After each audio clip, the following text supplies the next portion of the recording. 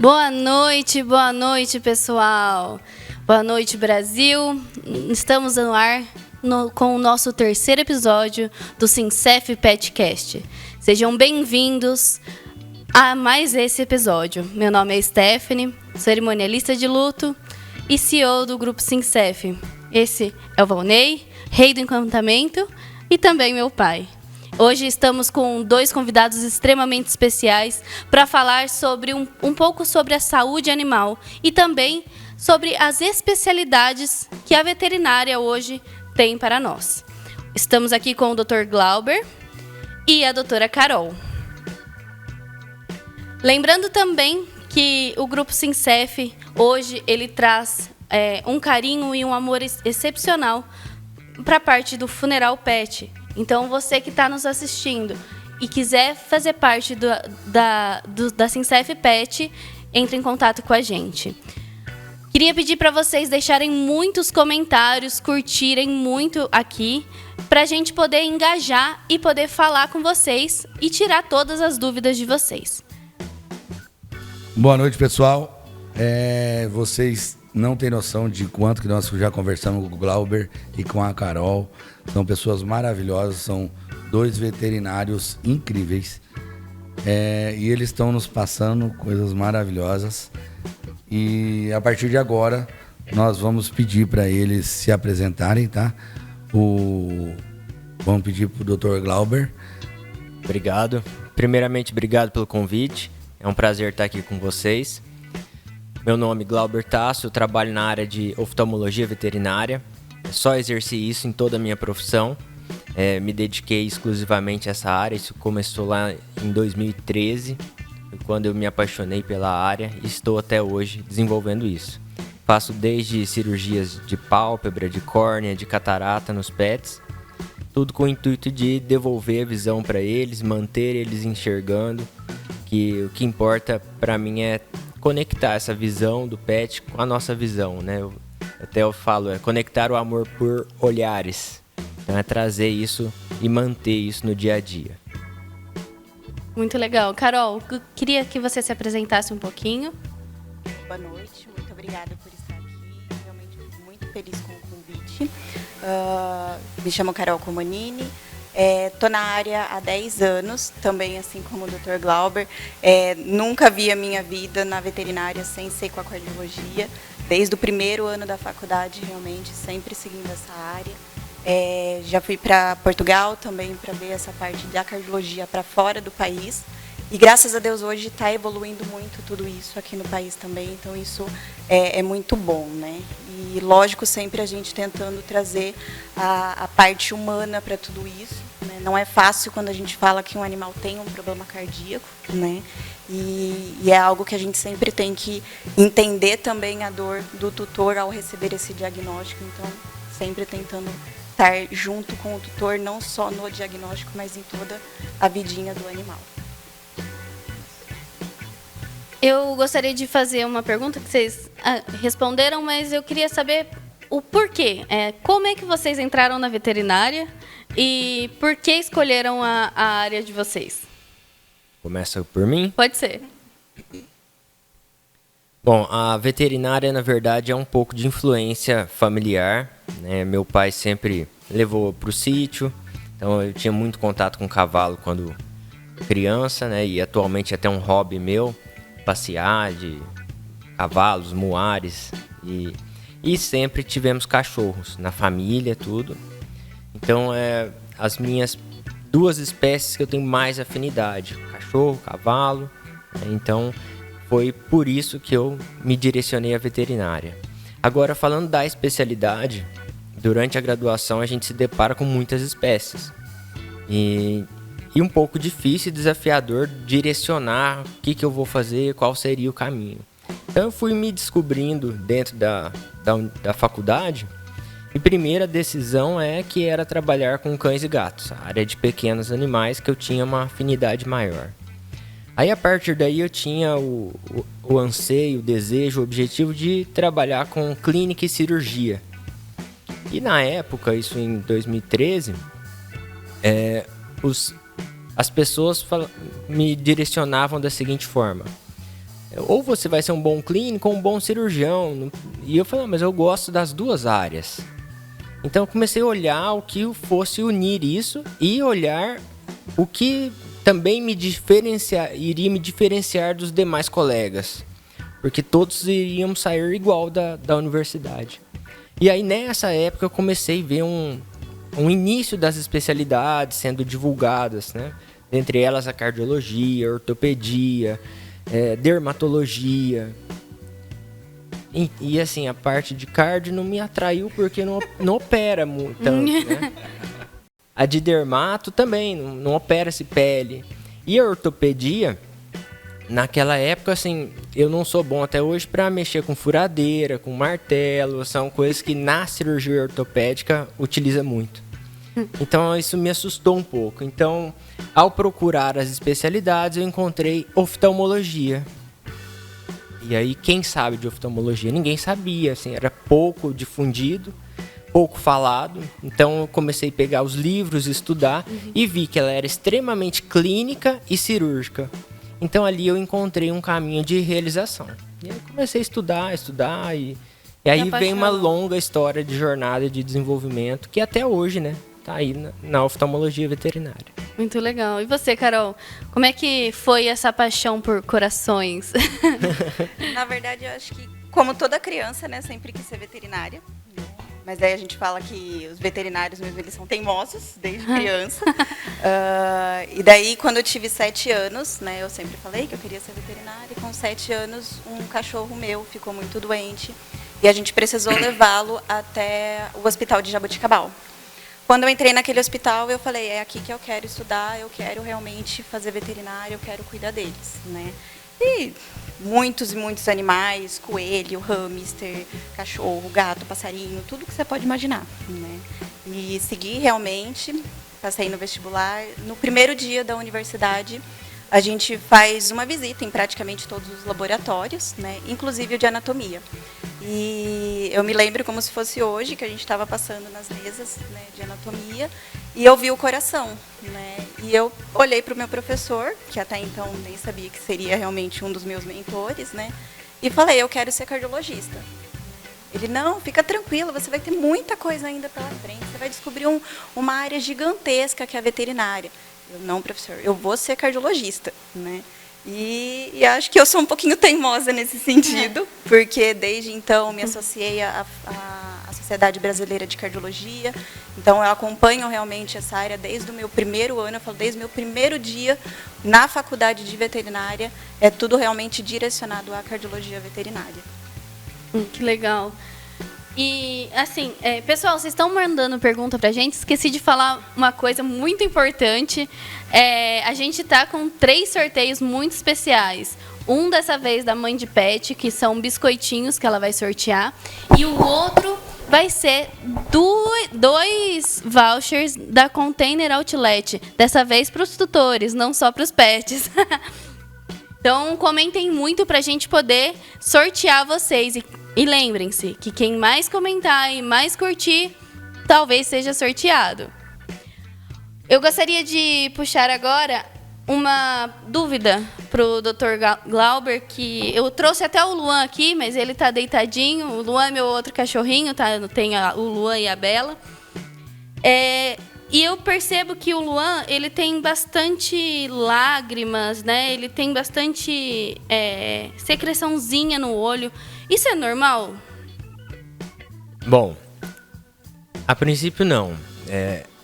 É normal existir uma secreção clara, translúcida, transparente, que seja de necessária uma limpeza uma vez ao dia, sem excesso, normalmente ao acordar. Então, quando nós acordamos, nós limpamos o rosto, às vezes pode acumular um pouquinho de secreção. Então, no caso do Luan, eu acabei conhecendo ele e já vi que não é normal. É uma secreção de aspecto amareladinho, esverdeada, um pouco mais produtiva, que tem que limpar várias vezes. Então, não é normal. Sim. É um sinal de algum distúrbio na superfície ocular, normalmente. A lágrima é constituída de água, de muco, de gordura, que são constituintes básicos para proteger a superfície ocular, a córnea. Então, quando isso está desequilibrado, é muito comum formar essa secreção. Sendo assim, até um sinal clínico do diagnóstico mais comum na raça Shih Tzu, o olho seco.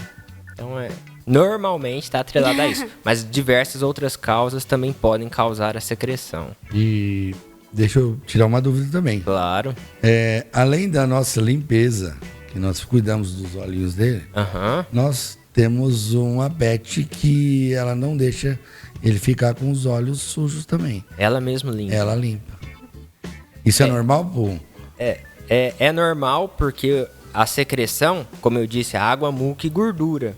Esse muco e gordura, além de acaba tendo um cheirinho que atrai o outro pet a lamber.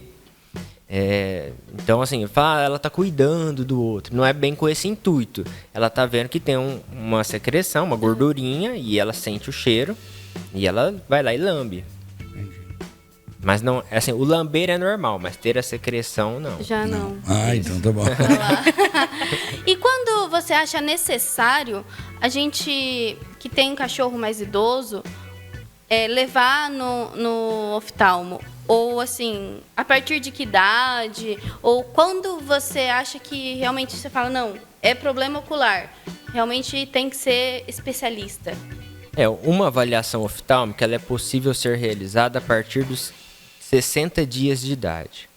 Agora, a parte mais posterior, que a gente fala o fundo do olho, ele fica maduro, completo, a partir de 90 dias, que é quando a retina funciona em perfeição. Então, o olho ele vai também, nessa fase de filhote, se desenvolvendo através da intensidade de luz. Abre o olho, vai recebendo luz e vai se desenvolvendo. Então, assim, a partir, vamos falar, dos 60 a 90 dias já dá para ver se está tudo certo.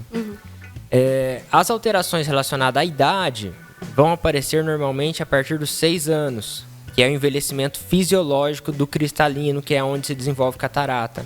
Então é normal, a partir dos 6 anos, a gente começar a ver um olho um pouco opaco, em alguns casos. Então, eu diria que assim, a partir dos 6 anos é uma transição que entra na senilidade, ficou idoso. O nascimento nasceu a partir dos 60, 90 dias. O período adulto é mais se tiver sinais clínicos. Tá? Algumas doenças específicas ou pacientes que têm outras comorbidades, seria interessante a gente ver o olho também, como doenças dermatológicas, paciente atópico, paciente que tem doença hormonal. Então, isso pode acarretar em sinais clínicos que necessite avaliar antes. Digamos assim, a partir dos 4, 5 anos. Antecipe essa idade dos 6. E para você, Carol, quando é o começo, assim, para você levar o seu pet no veterinário? No veterinário, não, perdão, no cardiologista. A avaliação cardiológica, ela pode ser basicamente dividida em 2 grupos, tá? A avaliação pré-anestésica, onde a gente observa o coração de uma perspectiva realmente para submeter o animal a um procedimento cirúrgico anestésico. Então, nesse ponto de vista, qualquer paciente que for submetido a um tipo de procedimento cirúrgico anestésico já tem essa recomendação, independente da idade, tá? Se a gente for falar, então, de uma avaliação cardiológica para ver realmente apenas a função, onde o animal não vai passar por nenhum tipo de procedimento cirúrgico, né? A gente fala realmente para esse paciente começar com as análises de avaliação a partir dos 6 a 7 anos de idade, que é também quando eles introduzem a fase senil. Tá? Entretanto, o paciente que apresenta algumas alterações, como tosse muito semelhante a engasgo, respiração muito ofegante, apresenta uma língua de cor mais arroxeada, apresenta desmaios, isso também são sinais clínicos da doença. E, infelizmente, temos alterações congênitas, ou seja, alterações que o animal pode nascer com ela e que não necessariamente é da idade, né? Então, a gente tem essa necessidade. Se o animal apresente qualquer um desses Então, sinais, essa tosse, ela é cardiopata? É cardiológica? É cardiológica. Olha, eu não sabia. Exatamente. O Luan, às vezes, tem algumas engasgadinhas, o que umas acontece? tossidinhas. Aqui na parte do coração, né, ele fica muito próximo à traqueia, né? E daí, conforme tem o aumento dessa região do coração, então o animal apresenta uma tosse que é muito semelhante a um engasgo, né? Parece que o animal está engasgado. né? Parece que o animal está engasgado. E daí, realmente, isso a gente costuma até falar, né, que é uma tosse cardiogênica. Tem um engasgo no final. Porque assim, eu agora essa tosse me tirou do... Tirou do eixo. Ela abriu um limbo na minha cabeça que eu preciso saber. Eu sempre achei que era, por exemplo, de comer muito rápido. Pode ser? Qual que é a diferença? Na verdade, tem duas grandes diferenças. Quando a gente fala de tosse, né, ela pode ser de origem cardíaca ou respiratória. Tá? Quando a gente fala da parte cardíaca, está muito correlacionado com a parte de pressão realmente que a gente exerce nessa região cardíaca, propriamente dita do tórax, e a questão da agitação. O animal que fica muito agitado, ele bate mais rápido esse coração e isso gera mais esse reflexo da tosse. Tá? Normalmente ela é uma tosse não produtiva, ou seja, você não percebe catarro saindo, mas parece que o animal quer vomitar. Né? Sim. E às vezes pode até sair uma salivinha branca, né? Uma espuminha branca, que é muito característico realmente. Isso então é característico de cardiopatia. De cardiopatia, exatamente. Muito legal. Interessantíssimo.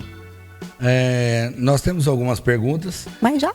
Mas já. Tem uma pessoa aqui que está perguntando, mas ainda eu não localizei a pergunta dele ainda, mas é o fã de vocês, que é o Douglas, que ele tem 15 Spitz.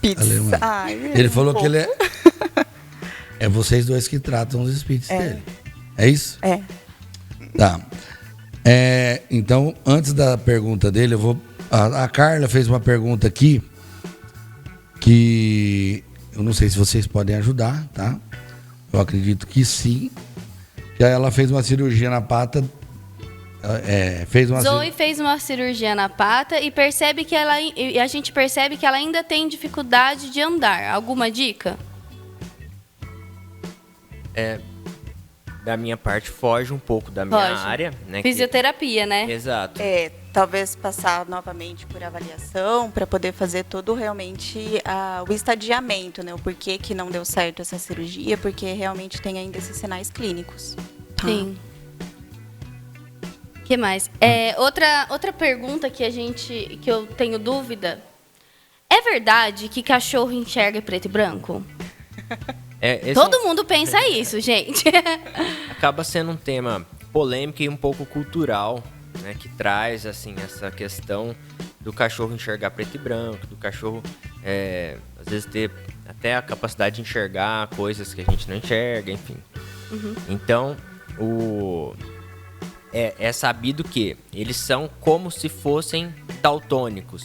Uhum. Então, os seres humanos que enxergam, que não são daltônicos, eles são tricromatas. Enxergam as cores que criam o espectro das cores do arco-íris. E o cachorro, que ele é naturalmente dicromata, ele tem apenas 2 cones responsáveis pela paleta de cores que ele vai enxergar. Então, tem menos cores. Falta o vermelho e falta o verde. Fica mais definidos em tons de azul, amarelo, preto, branco, tons de cinza, mas não consegue enxergar esse vermelho e nem o verde. E essas cores vão se misturar nos tons de cinza. Olha, legal. Quando o animal em si enxerga menos cores durante o dia, normalmente durante a noite ele tem uma visão privilegiada. Então, assim, nós somos muito dependentes da luz elétrica à noite. Um cachorro com tudo apagado, ele não vai trombar em nada, ele se age com muita velocidade em comparação conosco. Sabe o que eu vi de diferença? Porque eu tenho o Luan, que é um Shih Tzu, e a Bela, que é a Spitz, né? O olhinho do Luan fica normal à noite, mas o dela, ele é como se brilhasse, assim, ele reflete, eu não sei explicar. Isso. O que é isso? No fundo do olho existe uma região que a gente chama de área tapetal, que o ser humano não tem. Então, isso é mais comum de ser visualizado nos gatos. Então, que a gente fala, olho de gato, quer dizer que está brilhando. Ou, assim, animais que você vai bater uma luz à noite na rodovia, vai brilhar. Então, é uma estrutura na retina que serve para reaproveitar a luz, aproveitando até em 14 vezes, aumentando a capacidade de enxergar durante a noite. A pouca luminosidade ele reaproveita. Então é natural dos animais. A maioria dos animais domésticos tem isso. Olha que interessante. Carol, o Luan, ele é cardiopata também. E eu tô passando por um processo de precisar fazer uma cirurgia nele, que ele tá com um dentinho inflamado. Eu ainda tô com um pouco de medo de fazer essa cirurgia. O que você acha sobre isso? Ele já tem 12 aninhos, como é que funciona? Hoje, diariamente, na clínica, a gente faz liberação para pacientes cardiopatas. Tá? Hoje a gente tem realmente medicações, avaliações clínicas que pode realmente nos trazer muita segurança para esses tipos de procedimento. Tá? Quando a gente fala com relação à saúde da boca, né, a gente precisa lembrar que existe uma doença que chama endocardite, que é a infecção que pode se advir de bactérias provenientes da boca. Né? Então, a gente precisa prevenir isso. Então, a questão da saúde bucal dos pacientes, a gente precisa sempre colocar um foco, né? Porque não é apenas, vamos deixar a boquinha cheirosa. Não, é a questão de saúde, né? Uhum. É lógico, com base você me relatando que ele já tem um problema cardíaco, a gente precisa verificar. Ele está compensado? Esse coração está trabalhando legal para poder ser submetido a um procedimento cirúrgico anestésico? Estando tudo ok, sem problema nenhum. Fazendo todo o acompanhamento certinho, realmente não tem grandes complicações. Que bom. Bom saber. Mas o medo ainda, meu coração. O medo ainda existe. Meu coração. Na verdade, eu tenho muito medo de perder meu filhinho. O que mais que eu gostaria de perguntar? Cachorro infarta? Essa é uma dúvida muito, muito grande. Não acontece o infarto como acontece em humanos, tá? A gente muitas vezes vê relatos de tutores, meu animal, ele deu um grito e morreu, ele infartou. Na verdade, não, isso não existe, tá? O infarto que acontece em cães é um infarto realmente muito pequeno, é muito pequenininho frente realmente ao que acontece na gente, por diversos fatores, tá? O primeiro fator é a questão do metabolismo de gordura no cão e no gato é um metabolismo muito mais eficiente que o nosso, tá? E a rede coronariana, então a quantidade de vasos realmente que irriga o coração é muito maior, então a questão do infarto, como acontece na gente, que a de arteriosclerose não acontece. E, assim, como é que a gente sabe, porque, assim, eu estava falando pro Dr. Glauber que quando eu estava viajando, o Luan, ele teve um pequeno problema que ninguém descobriu o que era e foi falado que talvez fosse um AVC. Como a gente sabe se é ou não é? Quais são os sinais? Quando a gente fala de AVC, que é o acidente vascular cerebral, né? Infelizmente, a veterinária ainda não está totalmente desenvolvida com relação a isso, tá? Quando a gente fala em questão de infarto do miocárdio, a gente consegue, através de eletrocardiograma, realmente conseguir identificar se apresenta ou não algum tipo, tá, de alteração. Pessoal, agora a gente tem algumas perguntas aqui. Jorge Douglas e a Carol falaram que... Jorge Douglas disse a Carol trata do Thor, da Hannah, da Mel e do Frederico. Muito bem, muito obrigada. Ele falou também que gostaria de saber se o problema cardíaco afeta a visão. Acho que você pode falar, né? O olho, em algumas circunstâncias, ele é chamado de um órgão-alvo, devido a algumas alterações cardíacas. Então, principalmente na retina, que a gente vai observar essas alterações, onde a gente pode ter sangramento dentro dos olhos, descolamento de retina. Isso pode levar o animal à perca da visão. Tá? Então, para isso a gente tem a doutora para cuidar do coração, para não afetar o olho. Mas há casos que a gente compartilha casos, né? E dá uma olhada na retina porque a pressão tá alta, tal. E acaba a gente trabalhando em conjunto, né? Unindo as especialidades para o bem do paciente. Quando a gente tem um paciente que tem problema cardíaco, a gente sempre analisa a questão da pressão arterial sistêmica, né? E que nem o doutor comentou, a gente tem os órgãos-alvos, que são órgãos realmente que podem sofrer com a alteração da pressão, tanto alta quanto baixa, né?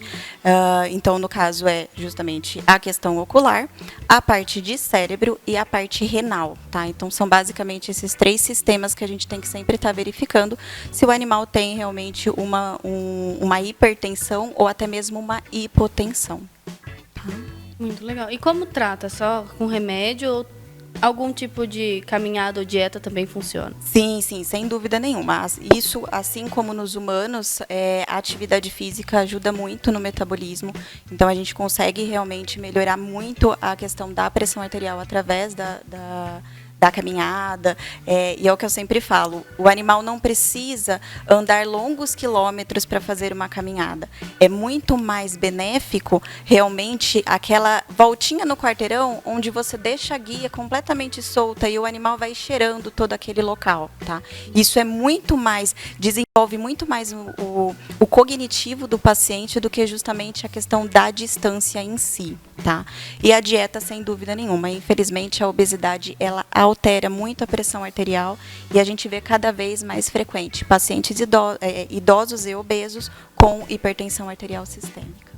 Olha só, a Carol tá falando que a Breja tá mandando beijo. Lambeijos. Lambeijos, Breja.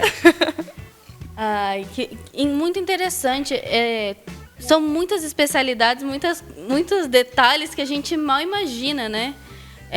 Eu acho que a tosse para mim foi assim, eu não sabia mesmo. É algo, Esther, que é muito complicado, porque às vezes a gente sempre associa, o animal estava lambendo a patinha e ele começou a tossir. Ele engasgou com o pelo, né? E às vezes não, né?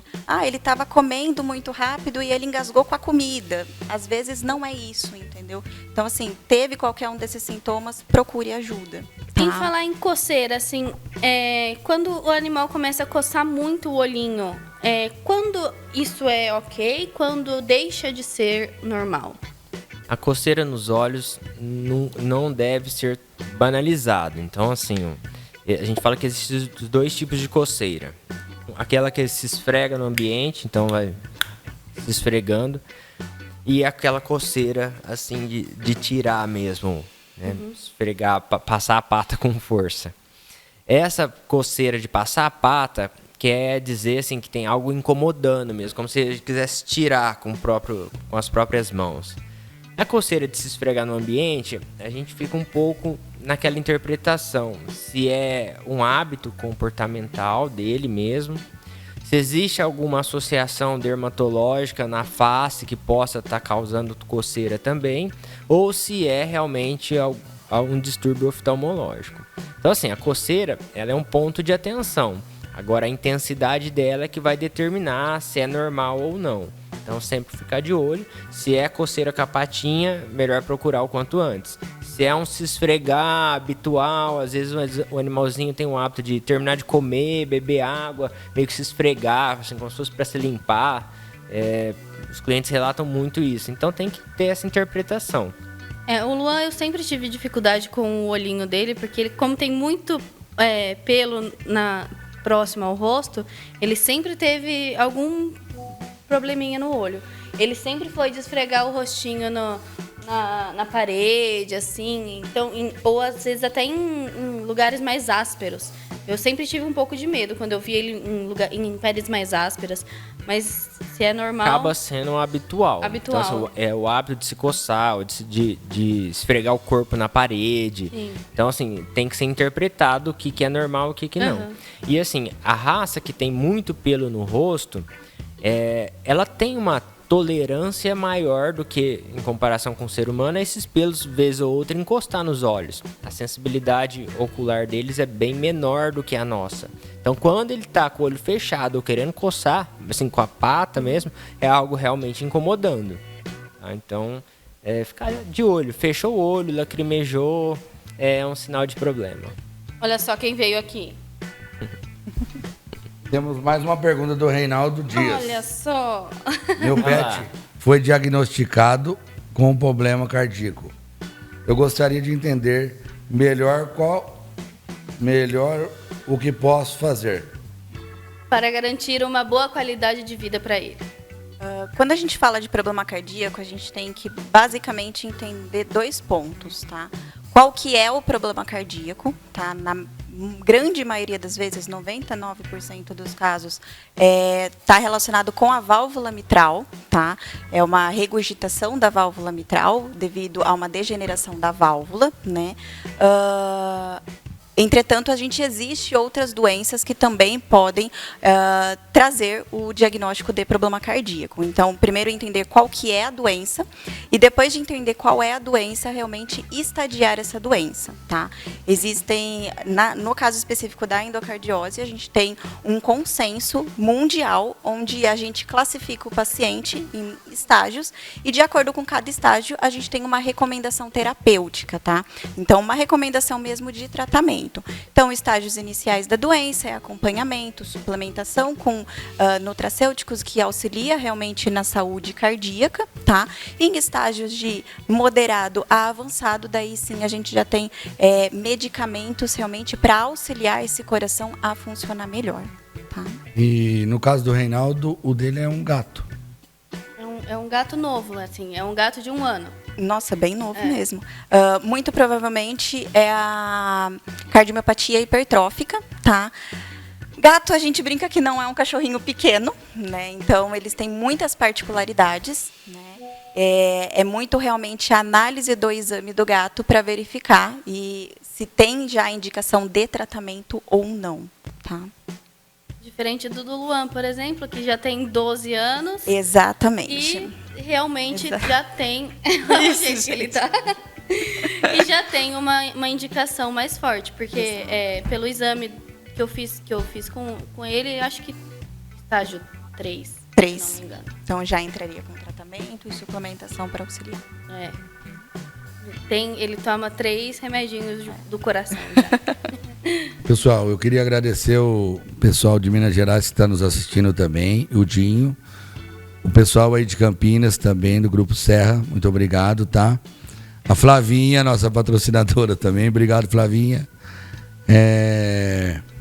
O Douglas que está nos assistindo, o Douglas também agora está fazendo, ele está fazendo medicina. Ah, o Douglas, agora sim. Douglas. E é nosso amigo, muito querido, tá? Aí ele falou que não é só... Ele não tem só Spitz, ele tem... Não, ele tem Shih também, ele tem... E tem um sem raça definida também, tá? Que ele adotou. O Carlos está perguntando, raças com pelos longos, tem contraindicação na tosa próxima à região dos olhos? Se tiver a doença que a gente chama de olho seco, sim, tem contraindicação. Porque os pelos, ao tocar nos olhos, eles vão servir de um dreno natural para a lágrima. Então a lágrima que deveria ficar um período na córnea, ela começa a ser desviada para esses pelos. Então a tosa, para quem tem olho seco, tem que ser igual do Luan. Olhando de frente, eu tenho que enxergar os 2 olhos. A gente fala o focinho aqui baixinho, sem aquele bigode entrando nos olhos. Não pode ter o pelo aqui em cima tocando nos olhos, nem embaixo. Então, a região dos olhos limpa se ele tiver o olho seco. Tá? Se por um acaso você gostar de manter o pelo longo, dá muito mais trabalho de certificar de que esses pelos não vão tocar nos olhos e manter preso. É difícil, às vezes vem do pet shop arrumadinho, mas vai desarrumando, então a manutenção, para quem tem problema, eu não recomendo. Carlos, eu não sei se você já teve algum cachorro de pelo longo, mas o Luan ele já teve pelo longo, pelos compridos assim até o chão. E como o doutor falou, tem que prender aqui em cima. E aí, às vezes, eles não gostam. Esse aqui é um que não gosta. Então, eu sempre tive que manter ele com a franjinha de Chitãozinho Chororó, assim, sabe? Então, mas ele sempre teve, porque eu sempre vi no olhinho dele muita secreção. E agora a secreção eu vou ter que levar no Dr. Glauber amanhã. Olha lá. A Modial Artigos Funerários está perguntando, doutora Carol, um cachorro que fez a cirurgia de persistência do ductor arterioso, sempre terá problema cardíaco? Ele é um paciente cardiopata, mesmo com a oclusão, ele continua sendo um paciente cardiopata, infelizmente. Né? É lógico que o prognóstico desse paciente é muito melhor com a oclusão, né? Mas infelizmente a gente sempre tem que ver ele como um paciente cardiopata. Uma vez cardiopata, Sempre cardiopata. sempre cardiopata. Olha só. Mais alguma pergunta? Acredito que temos uma outra dúvida muito legal aqui. A mancha branca nos olhos é um sinal de doença ocular? É uma pergunta muito interessante, porque o pessoal, quando vê qualquer coisa branca nos olhos, pensa primeiro na catarata. Então, uma mancha branca nos olhos é sim um sinal de um problema, que podem ser diversos. Então, desde uma uveiite, que é a inflamação do olho, o glaucoma, que é o aumento da pressão do olho, presença de corpo estranho no olho, ou mesmo assim, depósito de gordura na superfície ocular. Então, assim, a mancha branca nos olhos pode ser muita coisa além de uma catarata. Então, se estiver observando isso, é um ponto, sim, de chamar a atenção e procurar uma avaliação detalhada aí. E como é que funciona a catarata em cachorros e gatos? É diferente entre cachorros e gatos e humanos? Primeiro vou falar um pouquinho de humanos, que a maioria das cataratas que se operam são cataratas relacionadas à idade, que a gente na veterinária chama de esclerose do cristalino, que é o envelhecimento fisiológico natural. Então, no cão e no gato, esse envelhecimento fisiológico vai começar a partir dos 6 anos. O ser humano, por volta ali dos 55, 60 anos. E vai ser operada essa catarata no ser humano porque a expectativa de vida é 80 anos e ele dirige função social e trabalho. Então, a esclerose no cão e no gato, a gente não trata como um problema patológico, e sim fisiológico. Então, o cão não lê, não desenvolve função social que justifique intervenção no envelhecimento natural. Então, a gente intervém quando é a catarata patológica, que pode ser uma herança, herdou e aí começa a ficar opaco. Pode ser uma catarata diabética, então relacionada à alteração hormonal, fica tudo opaco e aí cai a qualidade de vida e tem que operar. Pode ser relacionada a traumas, então sofreu algum trauma no rosto e às vezes anos depois é que essa catarata vai aparecer. Pode ser relacionada a doença crônica. Então essas cataratas têm que sim ser abordada e operada. Agora o gato, em especial, é raro ter a catarata, bem raro de chegar a operar os felinos. E eu tive poucas experiências em comparação com cães, justamente por ser raro aí de aparecer a catarata nos gatos. Gatos têm menos pelos também, né? Às vezes, acho que também ajuda. É bem diferente, sim, são diferentes. São diferentes, né? Bem particulares. Realmente, até a história que a gente escuta de tutores que passaram por nós, de que tem gatos e tem cachorros, são histórias totalmente diferentes, são momentos vividos junto com o petzinho totalmente diferente, assim. Vocês já passaram por algum tutor que conheceu a gente, conheceu o nosso trabalho e contou alguma história para vocês?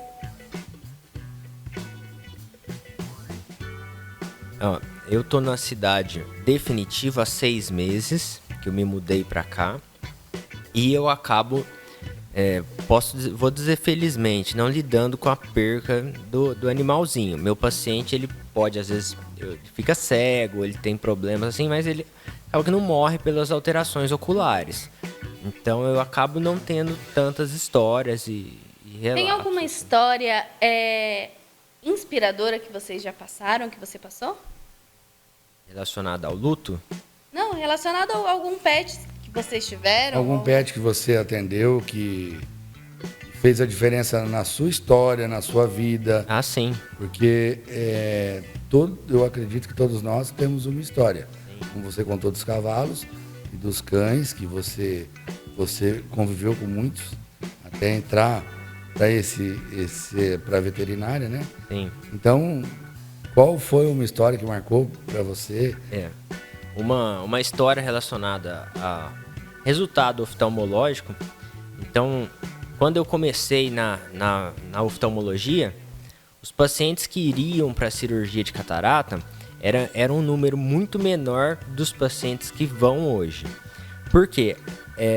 A cirurgia de catarata ela já sofria um estigma de que às vezes não daria certo, de que poderia ter muitas complicações. Então, os critérios de seleção e de exames que eram feitos, muitas vezes inviabilizavam ou excluíam o paciente a operar. Então, só operava aqueles que, tá tudo nos mínimos detalhes que pode dar certo. Então, hoje em dia, eu tenho assim, abordado o cliente que assim, alguns pontos que às vezes não estão perfeitos, mas que o cliente entende que isso pode melhorar a qualidade de vida do animal, e ele acaba aceitando. Então, assim, o que eu estou querendo dizer? Tem alguns pacientes que, além da catarata, existe uma doença na retina que ela é degenerativa, ou seja, esse animal vai ficar cego. Só que, além dele ter um problema na retina, ele tem a catarata. Então, antigamente, esse paciente era condenado a ficar cego pro resto da vida, porque ele tem duas doenças. Uma que não tem cura e uma que tem. Então, hoje, assim, o pessoal está mais humano e acreditando na cirurgia e na qualidade de vida mesmo que não seja eterna. Então, isso tem sido emocionante para mim. Eu tenho um recentemente, assim, aqui em Araraquara, um paciente que operou recente e operou um olho só, justamente para não frustrar com a expectativa frente ao resultado. E o resultado fantástico. O cachorro é outro, o tutor satisfeito. Então isso para mim é o que me motiva na profissão. No meu caso já foi a paciente, na verdade, que é até complicado falar um pouco dela, porque ela era filha da minha estagiária, né? A Vanessa é minha estagiária já há 2 anos e ela tinha a Pete, né? Que ela fez o cerimonial com vocês. E assim, ela era uma cachorrinha muito guerreira, muito guerreira mesmo, né? E quando a gente falava assim, nossa, Vanessa, você está entendendo a gravidade disso tudo? Ela começava a chorar e a gente entendia como que podia ser, que realmente isso podia ser o fim. E a gente, não, vamos tentar, vamos. Fazia internação e entrava com medicação e mudava tratamento e ela voltava, né? E isso foram 3 vezes seguidas. Então, acho que para mim isso é realmente assim, nunca é o fim, né? A gente sempre tem que tentar, né? Isso eu acho que eu sempre tenho esse pensamento em todos os pacientes, né? Infelizmente, o paciente com problema cardíaco, né? Ele tem muitas complicações ao longo da vida, né? Mas a gente sempre tem que tentar. Né? A gente sempre tem que ter a esperança de que eles vão conseguir ficar bem, né? E a Pete foi realmente uma inspiração para mim, né? Sempre de superação. História bonita. O Wesley está perguntando quais são os sinais mais comuns de que um pet pode estar com problemas no coração. Existe uma predisposição para certas raças ou tipos de animais? Sim, infelizmente, todos os pacientes braquicefálicos, que são aqueles com narizinhos achatadinhos, tá? Shih Tzu, Boxer, no caso dos gatos, os persas, né? Tem predisposição a adquirir problema cardíaco, tá? Uhum. Assim como todos os pacientes de porte pequeno. Então, Spitz, Lhasa, York, Maltês, Poodle, Cavalier. E das raças maiores não é tão comum, né, aqui no Brasil, mas o Doberman é muito comum também eles apresentarem problema cardíaco. Tá? O que a gente mais vê realmente como sinal clínico é a tosse, aquela tosse com engasgo, né? Não tem jeito, eu brinco assim, você quer ver um cachorro tossindo, você vai lá na minha clínica que você vai ver, né? Porque é muito comum, né? Ela pode começar no início da doença com tosses muito esporádicas, assim, uma vez por mês, né? E isso ir agravando conforme vai passando a doença, né? A respiração, lá, uma tosse. Essa foi uma tosse de um cardiopata. Essa é uma tosse cardiopata. A respiração ofegante, né? E até mesmo o cansaço físico, né? Às vezes a gente fala, aquele animal está mais quietinho, né, porque está idoso. Às vezes não é porque é idoso. Às vezes tem um problema cardíaco de base que está gerando esse cansaço, né? E com o tratamento cardíaco a gente traz muita qualidade de vida, né? Eu sempre falo, não é porque o paciente é cardiopata que ele não vai ter qualidade de vida, né? Então, isso é um ponto muito importante. E de sinais mais graves da parte cardíaca, a gente tem o desmaio, que é a perda realmente da consciência, né? Barriga d'água, que é a ascite, e linguinha mais escurecida, próxima à coloração azul, que a gente chama de cianótica. E o cachorro desmaia, o que a gente tem que fazer? Nada. Nada. O desmaio, ela é uma proteção do organismo, tá? É um aviso que o cérebro está com falta de oxigenação cerebral. Né? Então, ele desliga realmente como se fosse uma tomadinha e ele direciona todo o fluxo realmente do corpo do animal para o cérebro para atingir concentrações suficientes para ele continuar funcionando, né? Quando o animal retorna novamente com essa concentração, o animal acorda, né? É bem rápido, não costuma ser demorado, tá? Qual é o tempo? Mais ou menos, assim, para o tutor parece que é uma eternidade, Sim, né? eu imagino. Mas cerca aí de mais ou menos de 20 a 30 segundos, tá? O animal perde completamente a consciência, então não adianta chacoalhar, não adianta fazer massagem cardíaca, porque está tudo funcionando. A central do nosso cérebro realmente que fez esse desligamento para poder voltar ao fornecimento correto de oxigênio para dentro do cérebro, tá? E isso são casos mais graves do problema cardíaco, tá? Normalmente ele advém em situações de muito estresse, né, onde a frequência cardíaca se eleva muito, e daí o animal fica muito eufórico, e daí ele tem esse desmaio. E daí ele desfalece, realmente fica super molinho e depois volta. A gente costuma brincar que às vezes o animal, às vezes até latindo, ele desmaia e ele volta latindo, porque o cérebro realmente só desligou, né? A gente está lá morrendo do coração também, mas ele volta. Ele volta. Ô, Carol, mas eu queria saber um pouco mais, assim, ó, porque o Dr. Glauber falou para mim também, que assim, ó, como ele não trata de pacientes assim que vão chegar a óbito, né? Sim. E você tem essa situação quase diária. Sim. Eu queria saber assim, ó, deve ser muito difícil, porque assim, você já pega o tutor bem sensível. Sim. E como cuidar dessa situação, como tratar eles assim, ó, de uma maneira especial, porque assim, ó, eu tô levando meu filho de 4 patas para você. Como eu tive uma situação acho que do Elton, acho que é essa. Falou que ele confia em você com os olhos fechados. Ele sabe aonde que ele está levando o petzinho dele. Eu falo assim, eu não sou só cardiologista, né? Eu também, acima de tudo, eu sou um ser humano que estou tentando trazer a qualidade de vida para um ente querido, né? Então, assim, é muito difícil. Quando a gente fala para o tutor, muitas vezes, que o animal tem um problema cardíaco, eu brinco que dá tipo uma tela azul no tutor, sabe? Tipo assim, como assim? Ele tem problema cardíaco, né? Então, é muito difícil, né?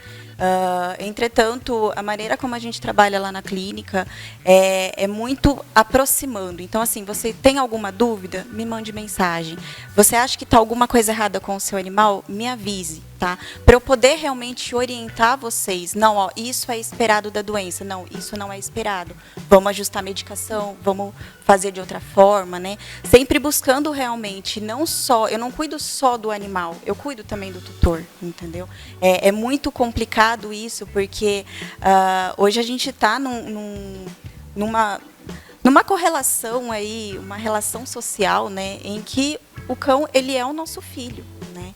Então, é muito difícil a gente entender que eles vivem pouco, né? A expectativa de vida deles é muito menor que a nossa, né? Então, principalmente falando de problema cardíaco, né, é algo que é muito difícil realmente para a gente poder lidar, né? E muita terapia. Eu imagino, porque pelo que você me falou, que você ama tanto, você tem pets, você ama tanto os pets, eu acredito que deve ser muito difícil a hora que um tutor chega. Você tem que falar, olha, seu pet está cardíaco e você vai ter que cuidar com muito carinho para que ele não chegue a óbito. Sim. Rápido, que ele tenha o tempo mais longo de vida que o possível, né? É o que eu sempre falo em todas as consultas, em todos os meus pacientes, eu sempre falo, eu não vou tentar pensar no tempo que eu tenho com o paciente, mas como eu vou ter ele, entendeu? Eu quero que ele viva bem, que ele viva feliz, que ele viva saudável, que ele faça as coisas que eles estão acostumados a fazer, né? Passear na pracinha, brincar com bolinha, brincar com o tutor, coisas realmente do dia a dia, né? Mas isso é realmente muito difícil. Mas a gente vai lidando aos poucos. Tem uma pergunta para o Dr. Glauber, do Glaucio Tasso de Carvalho. Olho seco pode desencadear perda de visão? Pode sim. Olho seco é a doença mais comum.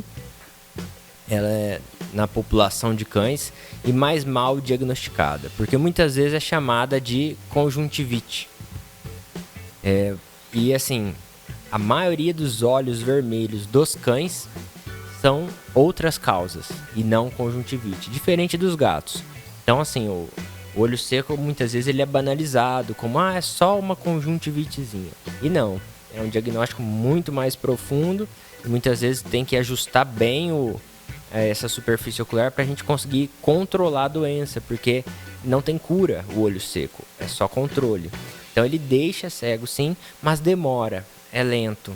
Demora 2, 3, até 4 anos sem tratamento. Eu ouvi muito isso de olho seco, tem que passar bastante colírozinho, né? Lubrificante, cuidar certinho.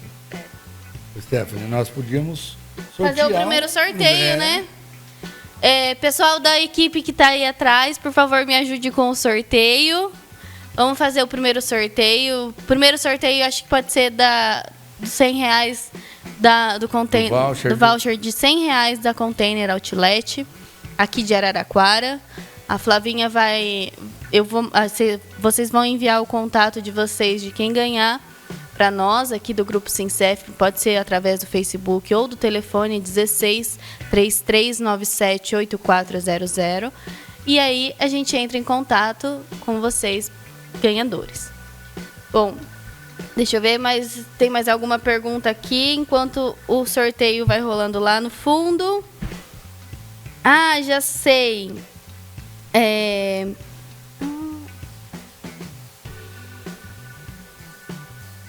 Quando você tem alguma predisposição dessas raças que você acabou de falar, doutora Carol, de predisposição cardíaca, tem algum cuidado que a gente pode tomar antes? Por exemplo, com a Bela. Que a Bela, você disse que ela tem predisposição para ser cardíaca. Mas ela tem 1 aninho e meio. Mas eu já ouvi ela tossindo algumas vezes. O que eu posso fazer? A partir do momento que tem sinal clínico, o ideal realmente é passar por avaliação cardiológica, tá? Então, no caso, a tosse realmente é o principal sinal clínico que a gente tem realmente que já fazer os exames corretamente. Tá? A outra dúvida, por que eles roncam tanto? Também não é uma alteração normal, tá? Cão, ele não ronca naturalmente. Principalmente os braquicefálicos, né? A gente tem muito, ele não respira bem, ele ronca, né? Ele faz aquele sonzinho de porquinho, né? São alterações que a raça é muito predisposta a ter por conta justamente da anatomia, o focinho achatado, né? Entretanto, são alterações anatômicas que na maioria das vezes a gente consegue fazer correção cirúrgica e auxilia muito todo o tratamento e diminui demais a evolução do problema cardíaco. Né? Olha só. Então, eu tenho vários pacientes braquicefálicos que vêm com histórico de tosse, já com quadros mais graves de hipertensão pulmonar, e que, por incrível que pareça, minha recomendação, vá fazer cirurgia de prolongamento de palato, de estenose de narina, que são alterações realmente que é muito comum. Cirurgia plástica, então, exatamente. Né? Rinoplastia, mais empinadinho. Eu achei que eles roncavam porque eles estavam acostumados com alguém de casa que roncava, né? Tipo a Stephanie. Não? Justo eu,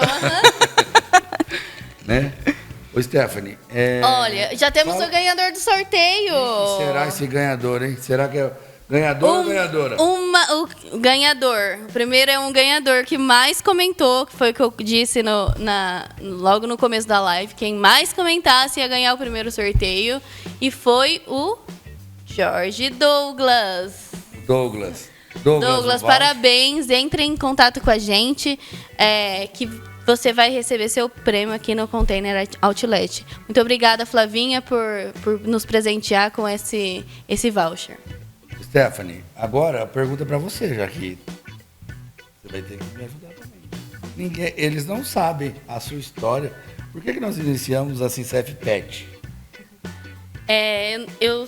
A gente começou a Sincef Pet porque não sei se a hora que a gente estava conversando, a gente conversou sobre o Max, né? Um cachorrinho meu que caiu na piscina e não sabíamos o que fazer. A gente tinha acabado de começar a Sincef, o grupo Sincef, e eu via meu pai trabalhando e cuidando de todos os homenageados, de todas as famílias, de uma forma muito especial. E aí, a hora que chegou a minha vez, com o Max ali, ele não conseguiu fazer nada. Ele não pôde fazer nada. Na ânsia de querer tirar o Max de perto de mim, porque antigamente a gente acreditava que a gente precisava se afastar logo e não sentir realmente aquele luto. Hoje a gente entende a necessidade de sentir o luto em si. É muito importante você sentir você ter o seu sentimento completo ali. Ele tirou o Max de perto de mim e sumiu com o Max. Eu não sei aonde ele está, onde ele foi enterrado, se ele foi enterrado, se ele foi jogado no lixo. Eu não sei onde ele foi parar. E isso machucou muito o meu coração por um tempo. Só que assim, eu sei que meu pai, ele cuidou bem do meu cachorro, né? Ele arrumou um lugar para enterrar, que eu não sei onde é. Que depois ele me falou que não foi nem ele que foi os meninos que trabalham com a gente, que cuidaram do meu cachorrinho.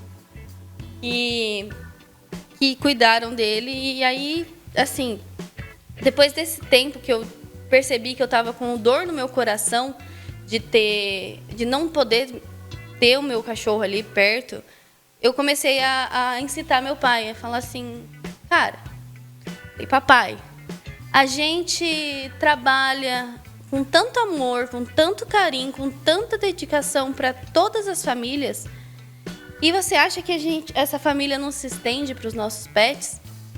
Ele falou, eu tenho certeza que sim. Eu falei, então por quê? Por que a gente não cuida e homenageia todos os pets como a gente faz com homenagem com os humanos? Porque eles merecem. Eles são parte da nossa família também. E assim que foi criado e iniciado a Sincef Pet, em 2019. E esse trabalho da Sincef Pet, muitos já conhecem, né? Que no Brasil, nós somos uma referência no Brasil, esse trabalho que nós fazemos, porque nós trabalhamos com o encantamento das pessoas, né? Porque já é difícil você perder um pet. Quando você perde um pet e você coloca ele dentro de um saquinho e dá pro DAI ou para alguém descartar, é muito triste, porque os pets nos encantam todos os dias. E no final da vida deles, nós desencantamos eles. Nós não fazemos nada por eles. Então, através de todo esse trabalho que eu venho cuidando das pessoas e aprendendo com cada tutor, nós iniciamos as homenagens aos pets que falecem. Essas homenagens, eles contam a história de cada pet que perdeu, por que ele perdeu, como ele veio até nós. Porque assim, muitos pets, eles vêm para salvar vidas. Eles curam as nossas feridas, tiram pessoas de situações muito difíceis. E a partir daí nós iniciamos um trabalho de homenagens, cuidado. Então, hoje nós fazemos a Tanato Pet, fazemos o banho, entregamos para o tutor algo bem mágico. Ele espera não ver mais o pet, mas ele consegue se despedir com nós do grupo Sincef e Sincef Pet. Vamos para o segundo sorteado? A segunda sorteada de hoje é uma mulher e vai ser agora o pacotinho de biscoito da mãe de pet, da Ana. foi a Ana Paula Giannini. Ô, Ana, você que ganhou, por favor, procure a Ana também, da Mãe de Pet, tá? E pode nos procurar que a gente te ajuda a localizar aonde é a Mãe de Pet aqui em Araraquara. Se você não for de Araraquara, nos avise, que aí a gente faz um outro sorteio. E, Stephanie, agora eu vou falar com os dois novamente. Doutores, assim, ó, muita gente não conhece, eu também conhecia bastante, por isso que nós estamos fazendo o Petcast. Pra saber, assim, ó, como nós conversamos, muitas pessoas acham que só tem o veterinário, que ele cuida só do o médico veterinário, que é o clínico geral. Existem mais outras pessoas, né, outros veterinários, o veterinário que cuida de várias situações do pet, é isso? Hoje a gente tem realmente uma gama muito grande de especialidades, né? De tudo que você pensar. Então, terapia integrativa, oncologia, odonto, onco, cardio, oftalmo, pneumo. Assim, muito, muito grande realmente. Está se associando e se assemelhando muito à medicina humana nesse sentido. Então, é muito conhecimento, né? Que não tem como só realmente um profissional ter todo esse conhecimento. Então, por que não a gente dividir em especialidades para cada vez ficar mais semelhante ao humano e a gente poder realmente trazer mais qualidade em questão de diagnóstico e tratamento para o paciente? Não tem como exercer a medicina veterinária de alto nível tratando como era antigamente. Então, a relação com o pet mudou. E aí, nisso, a veterinária precisou mudar. Então, isso já vem acontecendo há alguns anos. E tanto na parte oftálmica, na parte de diversas especialidades. Então, o pet que antes era do quintal foi para casa, da casa ele está na cama, agora ele tem no quartinho só dele, o ar-condicionado fica o dia inteiro ligado só para ele. É verdade. De casa é assim. E o patamar é outro, né? Então, ele conquistou a gente e as famílias e isso. Então, isso exige um cuidado diferente, né? Então, é a medicina comparada que a gente vive. Claro que não é igual à humana, mas o que é possível a gente está sempre atrás e vai buscando. Na cardiologia veterinária, por exemplo, a gente tem hoje uma questão de intervencionismo, de cateterismo cardíaco muito grande. É uma área que está crescendo muito. Quando eu fiz o meu intercâmbio em Portugal, eu pude ter o prazer de acompanhar isso há 15 anos atrás lá em Portugal, né? Onde estava começando a engatinhar tudo isso, né? E hoje eu já tenho pacientes que já são submetidos a esses tipos de procedimentos aqui no Brasil, né? Então é algo muito bonito de se ver, né? Como a gente consegue realmente trazer toda a qualidade e técnica e conhecimento realmente da medicina humana para a área pet, né? Trazendo realmente muito mais qualidade de vida para os nossos pacientes. Eu falo assim, eu só não estou colocando óculos nos cachorros porque eles não estão conversando. Para fazer o exame de vista como é feito em humanos, tem que ter verbalização. Então, assim, é uma pergunta de verdade que acontece no consultório. Como que você sabe que ele está enxergando? Então, assim, tem os testes, né, com luz, com reflexos que a gente faz, mas o oftalmo veterinário, ele avalia comportamento visual. Então, não avalia visão propriamente dita. Então, tem miopia, hipermetropia, astigmatismo, o cachorro tem. Mas eu não consigo corrigir isso, porque ele não está lendo ainda. Ainda? Então, isso é que vai comparando, né? Mas quem sabe um dia vai. Quem sabe, um dia, daqui a pouco a gente vê. A gente já tem uns cachorrinhos de óculos aqui no Instagram, no TikTok. Sempre aparece. E outra pergunta para vocês, que eu acho que muitas pessoas também têm dúvidas, né? Hoje nós estávamos conversando, até com a Carol, sobre uma viagem que ela fez com os pets dela, com os filhos 4 patas. E eu tenho vontade de viajar com meus pets e levar eles para onde eu vou de avião. Mas eu tenho medo de levar, porque eu não sei se ele se estressaria ou não, como que eu posso fazer, se eu posso dar alguma coisa para ele tomar ou não.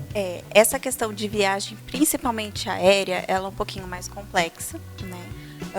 Hoje, infelizmente, a gente não tem a liberação total dos pacientes, independente do peso, né, para ir até a cabine com a gente, né? Então, eles têm que ser transportados realmente em caixinhas de tamanho padronizado com cada companhia aérea, né?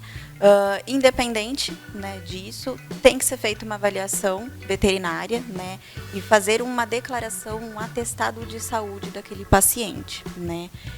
Do ponto de vista cardiológico, quando a gente fala em qualquer tipo de estresse, então, no caso, uma viagem de avião seria um fator muito estressante para esse coração, né? Então, do ponto de vista cardiológico, é muito melhor o animal ser sedado realmente para passar por esse estresse do que ele passar tudo isso, né, sem nenhum tipo de medicação. Hoje a gente tem várias medicações no mercado em que são seguras mesmo para pacientes que têm problema cardíaco, tá? Entretanto, realmente a recomendação é uma avaliação para ver qual que é realmente a melhor situação do paciente para a gente estar podendo realmente fazer a melhor prescrição. Mas é algo bem gostoso de fazer. Mas, assim, uma dúvida. A Bela, por exemplo, tem 2 quilos, ela é permitida na cabine. Aí, gera esse estresse ainda assim, quando está com a gente ou não? Depende muito da companhia aérea e do animal, né? Por exemplo, os meus cachorros, eles são super acostumados a viajarem, né? A gente viaja desde que a gente tem eles, a gente sempre viaja com eles, só que mais de carro, né? Então, eles sabem que quando a gente vai viajar, ele coloca o cintinho e ele fica e eles dormem, né? Se o animal começa a ser acondicionado realmente a ficar tranquilinho dentro da cabine, é uma viagem tranquila, né? Entretanto, um animal um pouco mais idoso, que não tem esse costume de sair, querendo ou não, são muitos estímulos para eles, né? Muito cheiro diferente, são pessoas diferentes, sons completamente diferentes, né? E que, querendo ou não, uma viagem aérea traz um pouquinho mais de estresse, sim. Tá? Mas daí vai muito de paciente para paciente. Nós temos o Luan, quando ele viaja de carro com nós, ele quer ir em pé. O Luan não gosta. O Luan, ele fica em pé o tempo todo. E a gente sempre viajou com ele, tá? Nunca... E ele fica em pé o tempo todo. Aí eu sento ele, eu deito ele no colo, aí ele para 2 segundos, aí já fica em pé de novo. Agora, a Belinha não. A Belinha, a hora que chega no carro... Já vira bolinha e deita e dorme. No caso do Luan, hoje a gente tem umas cadeirinhas para cachorro, para transporte realmente no carro, que eleva. Então, isso faz muitas vezes com que o animal consiga deitar e mesmo assim observar a janela, né? E isso faz com que diminua um pouco o estresse, porque daí ele não fica todo o tempo em pezinho. O do Luan não é nem a janela, ele fica em pé assim... No banco mesmo. No banco, eu acho que ele fica meio nervoso. Talvez não é algo confortável para ele, né? Acho que não é confortável para ele. Porque quando ele fica mesmo que ele fica no colo, ainda ele fica um pouco... Se eu tô perto dele, fica mais confortável. Mas é coisa rápida também, assim. Consegue viajar... Quando viajamos com ele, temos que parar de hora em hora, assim, porque senão ele fica se movimentando. Quando a gente fala de viagem de carro, a gente sempre tem que ter essa ideia, né, de que a gente vai ter que parar em alguns pontos para poder fazer as necessidades realmente, né? Isso é um ponto bem importante. Eu fiz uma viagem para o Rio de Janeiro, para Arraial do Cabo, com meus filhos, e a gente acabou dividindo a viagem em 2 partes, porque não queria realmente gerar tanto estresse neles nesse sentido, né? Mas é muito gostoso. Viajar com pet é algo que, assim, é fantástico. É um mundo completamente diferente. Muito bom. Legal. Pessoal, a gente já nós estamos já entrando nos nossos minutos finais. Vou fazer a última pergunta que eu achei muito, muito interessante, da Darlene. Ela mandou assim: o olho do meu filho eu hidratei com bastante soro fisiológico. É correto? O soro fisiológico ele é indicado para limpeza ocular. Então, para limpeza ocular, ele acaba se assemelhando à lágrima. Um pouco salgadinho, é normal, a lágrima é um pouco salgada. Então, até essa é uma dúvida, né, se pode ou não utilizar o soro fisiológico. Então, para limpeza, ele é indicado. Para hidratação, não, porque a lágrima ela tem um constituinte, água, muco e gordura. Então, a hidratação, a gente tem esses constituintes nos lubrificantes oculares, que tem em farmácia. Aí tem diversos tipos de lubrificante. Então, para limpeza, solução fisiológica e água filtrada, tá ok. Mas para hidratação mesmo, né, acaba sendo utilizado mais os lubrificantes oculares. Tem essa diferença. Tem Para essa limpar o diferença, olhinho, então, soro fisiológico. E para hidratar o olho, o lubrificante. Mais um sorteio. Quem ganhou agora foi a mamãe da breja, a Carol Boalin. Carol, parabéns. Você ganhou R$100 na Container Outlet, na loja da Flavinha. Tá? Muito parabéns. Seja sempre bem-vinda aos nossos encontros e petcasts. E continua comentando. A Carol ajudou muito a gente a fazer esse encontro aqui. A Carol que nos apresentou a Sincef para o Dr. Glauber e para a doutora Carol. A doutora Carol já tinha parceria com a gente, já nos conhecia. Mas o Dr. Glauber é nosso primeiro encontro. E eu gostaria de agradecer ao meu papai por estar aqui nos apoiando, nos ajudando a apresentar, fazer essa apresentação maravilhosa desse podcast. Sem ele, nada disso seria possível. Sem ele, a Sincef não existiria, a gente não poderia ter algo mais especial que não fosse o que a gente trabalha hoje, o que a gente acredita hoje, que não só na Sincef Pet, mas também como no Grupo Sincef. Muito obrigada. Eu que agradeço, para falar um pouco para vocês entenderem mais. Assim, eu criei a Sincef porque eu perdi meu pai. Eu achei que o serviço funerário foi um show de horrores e as pessoas ainda não se prepararam para atender as pessoas que perdem seu ente querido. Então, desde que eu perdi meu pai em 2005, eu estudei o serviço funerário por 6 anos e a partir de 2011 eu comecei a fazer diferença no setor funerário. Nós somos referência nesse trabalho de homenagem, de cuidado com as pessoas que falecem e com os seus familiares, porque eles precisam de cuidados também. E as pessoas não acham que não. Depois que você falece, que você não é nada. Igual eu passei essa situação e eu prometi que ninguém mais passaria, eu iria fazer isso por todo o Brasil. Então, nós plantamos uma sementinha do Grupo Sincef em vários lugares do Brasil. Vocês viram que tem pessoas do Rio de Janeiro, Minas Gerais, Pará, tudo assistindo a gente para entender melhor o trabalho que nós fazemos. Então, a nossa ideia é criar uma semente do Grupo Sincef para fazer a diferença na vida das pessoas fora de Araraquara também. Ficamos por aqui então, pessoal. Muito obrigada por ter participado. Muito obrigada, Dr. Glauber, por todos os ensinamentos, por todas as dicas que vocês deram. Doutora Carol, muito obrigada. A ideia, o que vocês plantaram no nosso coração foi assim maravilhoso e tudo que vocês ensinaram para a gente hoje foi espetacular. Assim, poder contar com profissionais como vocês aqui, tanto na cidade de Araraquara quanto na cidade de São Carlos, é muito especial para a gente do Grupo Sincef. Muito obrigada, de verdade. Obrigado. E nós vamos deixar o telefone, o nome de vocês, o nome da clínica de vocês. Tá embaixo aqui deles, o Instagram de cada um, tá? Da doutora Carol e do Dr. Glauber. A gente já vai passar aqui. Então, quem quiser conhecer mais sobre o trabalho deles, entre em contato com eles, sigam eles no Instagram e podem entrar em contato com a gente porque eles têm parceria com o Grupo Sincef. Ou seja, todo sócio Sincef tem desconto e parceria com o Dr. Glauber e a doutora Carol. Pessoal, boa noite, muito obrigada. Agradeço muito por todos que ficaram aqui, que assistiram, que comentaram e que estão adorando o nosso podcast, o nosso petcast, que está sendo muito especial fazer. Agradeço do fundo do meu coração e um beijo, até a próxima. Até. Beijo no coração de todos. Tchau, gente. Tchau. Obrigado. Tchau, tchau.